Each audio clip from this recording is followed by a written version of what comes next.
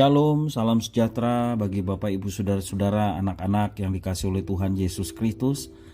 Berjumpa kembali bersama saya, Pendeta Eka, di dalam renungan firman Tuhan pada hari ini, hari Rabu 30 Maret 2022. Sukacita dan damai sejahtera dari Tuhan Yesus Kristus kiranya menyertai kehidupan kita sekalian. Puji nama Tuhan.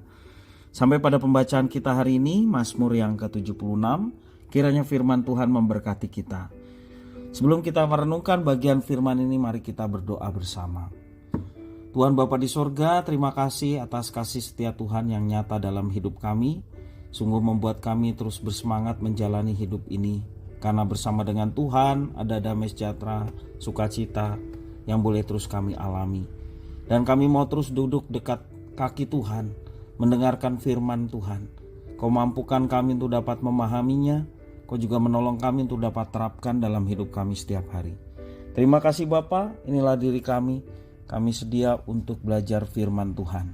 Demi nama Tuhan Yesus Kristus kami berdoa dan bersyukur. Haleluya. Amin. Mazmur 76. Untuk pemimpin biduan dengan permainan kecapi, Mazmur Asaf. Nyanyian. Allah terkenal di Yehuda, namanya masyhur di Israel. Di Salem sudah ada pondoknya dan kediamannya di Sion. Di sanalah dipatahkannya panah yang berkilat, perisai dan pedang dan alat perang. Cemerlang engkau, lebih mulia daripada pegunungan yang ada sejak purba. Orang-orang yang berani telah dijarah, mereka terlelap dalam tidurnya, dan semua orang yang gagah perkasa kehilangan kekuatannya. Oleh sebab hardikmu, ya Allah Yakub, tertidur lelap baik pengendara maupun kuda. Dahsyat engkau, siapakah yang tahan berdiri di hadapanmu pada saat engkau murka? Dari langit engkau memperdengarkan keputusanmu, bumi takut dan tertegun. Pada waktu Allah bangkit untuk memberi penghukuman, untuk menyelamatkan semua yang tertindas di bumi. Sesungguhnya panas hati manusia akan menjadi syukur bagimu, dan sisa panas hati itu akan kau perikat pinggangkan. Bernazarlah dan bayarlah nazarmu itu kepada Tuhan Allahmu. Biarlah semua orang yang dikelilingnya menyampaikan persembahan kepada Dia yang ditakuti. Dia yang mematahkan semangat para pemimpin. Dia yang dahsyat bagi raja-raja di bumi. Bapak, Ibu, Saudara-saudara yang dikasihi oleh Tuhan, Alkitab menggambarkan adanya dua dunia, yaitu dunia yang kelihatan secara kasat mata, akal budi, dan dunia yang tidak kelihatan, hanya dapat dilihat dengan iman. Manakah yang lebih penting di antara kedua dunia itu? Dalam perjanjian lama, umat Israel sangat paham bahwa Allah yang mereka sembah, yang maju memerangi para musuh mereka dan membawa kemenangan. Mazmur 76 juga menggambarkan hal yang sama. Pemazmur melihat bahwa Tuhan Allah yang disembah oleh pemazmur sebagai pahlawan perang yang perkasa. Ia mematahkan panah berkilat, perisai, pedang, dan alat perang lain. Orang-orang yang berani dan gagah perkasa dari pihak musuh kehilangan kekuatannya dan mereka dijarah oleh Tuhan. Sebegitu perkasanya Tuhan Allah. Perkasa sekali, Allah cukup menghardik dan semua musuhnya serta kuda mereka akan tertidur. Semua pemimpin ataupun raja patah semangatnya dan tidak tahan menghadapi murka Tuhan. Bahkan bumi pun takut dan tertegun mendengar keputusannya. Ternyata murka Allah itu ditunjukkan untuk menyelamatkan semua orang yang tertindas di bumi.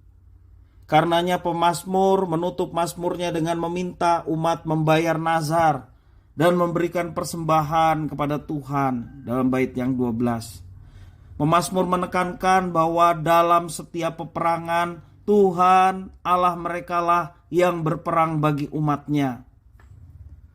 Di tangan Tuhan yang perkasa, musuh mereka yang begitu kuat menurut kasat mata manusia, namun kehilangan kuasanya dan mudah ditaklukkan.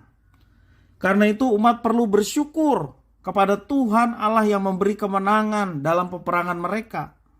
Hal senada juga ditegaskan oleh Rasul Paulus bahwa peperangan kita bukanlah melawan darah dan daging di masa gereja ini. Bukan melawan darah dan daging, tetapi melawan roh-roh jahat di udara. Efesus pasal 6 ayat 12. Marilah kita menyadari bahwa setiap keputusan yang diambil, setiap hari kita mengambil keputusan adalah peperangan rohani. Kita perlu bergantung pada Tuhan untuk mengambil sebuah keputusan yang benar dan tepat. Jangan sampai kita salah mengambil keputusan ketika kita berada di persimpangan dalam peperangan rohani ini. Sehingga kita tidak salah melangkah, tidak salah jalan. Karena itu perlunya kita berdekat dengan Tuhan. Perlunya kita terus merenungkan firman Tuhan. Rajin berdoa, rajin bersekutu, rajin berbakti. Dengan satu tujuan, kita terus ditambah-tambahkan hikmat, ditambah-tambahkan kekuatan yang dari Tuhan. Sehingga ketika kita mengalami peperangan, firman itu yang menjadi peluru yang ampuh untuk melawan setiap tantangan. Sehingga kita tidak menjadi salah langkah dalam mengambil sebuah keputusan. Kita harus mempercayakan peperangan rohani setiap hari ke dalam tangan Tuhan Allah kita. Sebab kita hanya dapat menang jika Tuhan Allah yang maju berperang bagi kita. Bapak, Ibu, saudara-saudara yang dikasihi oleh Tuhan, mari kita meminta kepada Tuhan supaya kita terus diajar dan mengerti bahwa hidup adalah medan peperangan rohani. Dan bersama dengan Tuhan kita diberi kemampuan untuk melawan setiap tantangan di dalam peperangan rohani kita.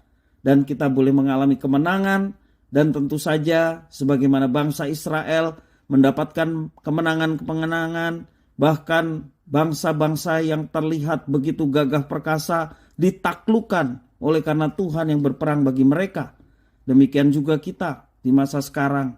Peperangan kita, sekali lagi katakan, bukan darah dan daging, tetapi peperangan secara rohani melawan roh-roh jahat di udara yang seringkali menggoda kita untuk hidup tidak seturut dengan kehendak Tuhan.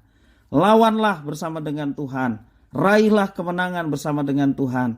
Kiranya Tuhan Yesus memberkati kita menang dalam setiap peperangan rohani setiap hari. Kiranya firman ini boleh memberkati kita sekalian. Mari kita berdoa. Tuhan Bapa di surga, di dalam Yesus Kristus, setiap hari kami harus mengambil keputusan. Jangan kami salah mengambil keputusan ya Tuhan, karena kami selalu melibatkan Tuhan. Dalam peperangan rohani, kami seringkali digoda untuk sesuatu yang menarik dan memikat hati kami. Tapi biarlah ketika itu bertentangan dengan firman Tuhan, kami mau melawannya dengan firman dalam nama Tuhan Yesus, sehingga kami boleh menang melawan godaan, kami boleh menang melawan peperangan iman kami, dan nama Tuhan dipermuliakan. Tak kala kami mengikuti apa yang Tuhan inginkan, yang Tuhan kehendaki dalam hidup kami. Terima kasih Bapa di surga. Inilah doa permohonan ucapan syukur kami. Demi nama Tuhan Yesus Kristus kami berdoa. Haleluya. Amin.